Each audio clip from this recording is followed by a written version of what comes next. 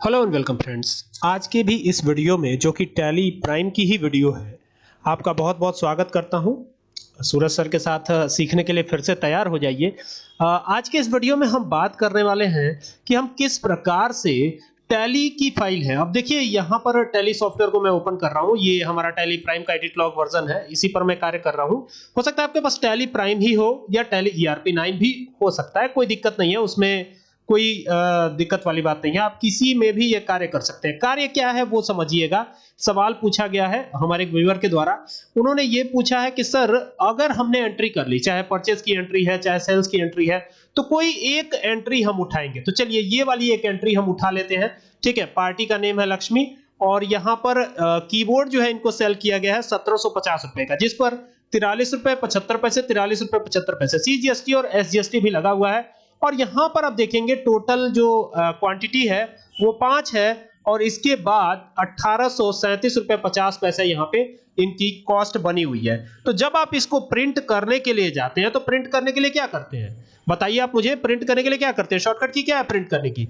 Alt के साथ P press करते हैं। अगर आप ये नहीं कर सकते तो यहाँ पे देखिए प्रिंट का ये दिया गया ऑप्शन, आप इस पे क्लिक भी कर सकते हैं और क्लिक करके ये जो करंट है ना इस पे भी क्लिक कर सकते हैं।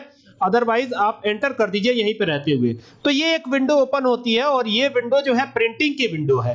प्रिंटिंग की विंडो पे जाने पर आपको 3 ऑप्शन ये दिखेंगे, कॉन्फ़िगर का, प्रीव्यू का और प्रिंट का। अगर आप कुछ कॉन्फ़िगर करना चाहते हैं, कुछ इसमें सेटिंग करना चाहते हैं कि कौन सा कॉलम दिखे कौन सा कॉलम ना दिखे, तो यहां से सेटिंग बहुत सारे ऑप्शन आपको देखने को मिल जाते हैं इस सेटिंग के अंदर। देखिए यहां पर और भी बहुत सारे ऑप्शन, अल्टरनेट क्वांटिटी का और ये अल्टरनेट यूनिट का, शो रेट का, बैचेस डिटेल का, गोडाउन नेम का, ये तमाम ऑप्शन आपको देखने को मिल जाते हैं। यहाँ पर HSN कोड है, GST एनालिसिस है, तो तमाम चीजें हैं, ई-वे बिल वगैरह सब कुछ है। लेकिन हमारा इनका सवाल ये है कि सर हम ये चाहते हैं ना कि हमारी फाइल एक्सेल के फॉर्मेट में प्रिंट हो, यानी जब हम इसे सेव करें तो एक्सेल के ही फॉर्मेट में सेव कर पाएं और एक्सेल के ही फॉर्मेट में हम प्रिंट कर दें, बल्कि सेव क्या करें, प्रिंट ही एक्सेल के फॉर्मेट में कर दें।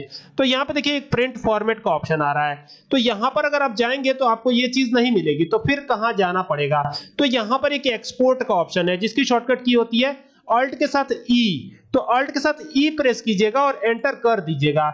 एंटर करने के बाद इसको एक्सपोर्ट किस में करना, यहां पर आपको जाना है फाइल फॉर्मेट पे। ये जो फाइल फॉर्मेट है यहां पर आइएगा और यहां पर PDF में चाहिए कि JPG में चाहिए कि एक्सेल में। तो फिलहाल हमें एक्सेल में चाहिए, तो ये एक्सेल स्प्रेडशीट लिखा हुआ है, यहीं पर आपको जा करके और क्या करना है, एंटर सीधा प्रेस कर देना है। एंटर प्रेस करने के बाद इसे एक्सपोर्ट करा लेना है एक्सेल में, यानी एक्सपोर्ट वाले ही ऑप्शन पे क्लिक रख करके थोड़ी देर एंटर करके वेट करना है। देखिए ये अपडेटिंग रो हो रहा है और फिर एक्सेल ऑटोमेटिक ओपन हो गया है और ये पूरा का पूरा बिल एक्सेल पे ही हमारा सेव हो गया है। ठीक है, अब इसको सेव करने के लिए आप फाइल में जाइए, सेव पे क्लिक कीजिए और आप इसको सेव कर पाएंगे। सेल्स 3 के नाम से ये सेव हुआ है। ठीक है, अगर आप किसी और नाम से सेव करना चाहते हैं या लोकेशन बदलना चाहते हैं तो सेव एज कर सकते हैं।